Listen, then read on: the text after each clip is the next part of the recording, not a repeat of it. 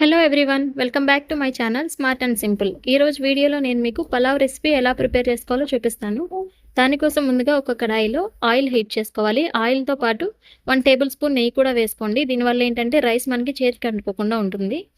ఇది హీట్ అయిన తర్వాత దీనిలో మనం పలావ్ దినుసులు యాడ్ చేసుకోవాలి. ఆ తర్వాత సన్నగా తరిగి పెట్టుకున్న పచ్చిమిర్చి, ఉల్లిపాయని ఈ విధంగా వేయించుకోవాలి. ఇది కొంచెం మగ్గిన తర్వాత 2 మీడియం సైజ్ టొమాటోలని ఈ విధంగా కట్ చేసుకుని అవి కూడా మనం ఆయిల్లో మగ్గించుకోవాలి. ఆ తర్వాత టేస్ట్‌కి సరిపడా ఉప్పుని యాడ్ చేసుకోండి.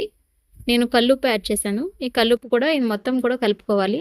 కలుపుకున్న తర్వాత మనం దీనిలో కొద్దిగా అల్లం వెల్లుల్లి పేస్ట్‌ని యాడ్ చేసుకోండి.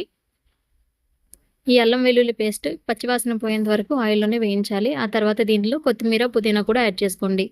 సో కొత్తిమీర, పుదీనా యాడ్ చేస్తే ఏంటంటే ఫ్లేవర్ అనేది వస్తుందన్నమాట. వీటిని కూడా మొత్తం అన్నీ ఒకసారి కలుపుకోండి. కలుపుకున్న తర్వాత ఒకసారి మూత పెట్టి ఉంచేయండి. ఈ విధంగా మొత్తం అంతా కూడా మసాలాలన్నీ కలిసాక మనం ఇందులో వాటర్ని యాడ్ చేసుకోవాలి. ఎంతైతే రైస్ క్వాంటిటీ బట్టి ఉంటుంది కదా, ఎంత రైస్ అయితే మనం తీసుకుంటున్నామో దానికి ఇప్పుడు 1 గ్లాస్ రైస్ అయితే 1.5 గ్లాస్ వాటర్ అనేది యాడ్ చేసుకోవాలి.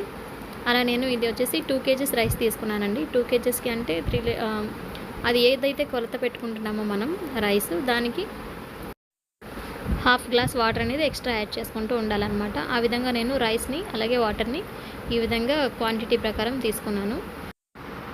వాటర్ మొత్తం బాయిల్ అయిన తర్వాత మనం కడిగి పెట్టుకున్న రైస్ని కూడా ఇందులోనే యాడ్ చేసేయాలి. ఆ తర్వాత అన్నాన్ని మొత్తాన్ని ఉడికించుకోవాలి. ఈలోపు నేను చికెన్ కర్రీ కూడా ప్రిపేర్ చేసేసాను. కర్రీలోకి మనం గ్రేవీ ఎక్కువ తీసుకుంటే పలావ్లోకి చాలా బాగుంటుంది, టేస్టీగా తినడానికి కూడా, అలాగే రైస్లో కూడా కలుస్తుంది గ్రేవీ అనేది.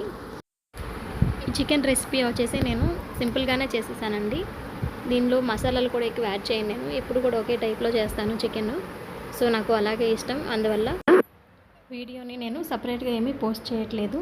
ఈలోపు మనకి రైస్ కూడా కుక్ అయిపోయిందండి. చూడండి, ఎక్కడ కూడా మనకి తడి అనేది లేదు. వాటర్ కూడా మనం సరైన క్వాంటిటీలో తీసుకుంటే రైస్ మాత్రం చక్కగా కుక్ అవుతుంది, అలాగే తినడానికి కూడా బాగుంటుంది అన్నమాట.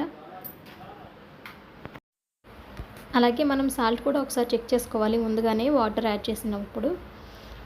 మనకి సాల్ట్ అనేది సరిపోకపోతే ఒకసారి మళ్ళీ వాటర్లో కలుపుకొని చల్లుకోవచ్చు పైన.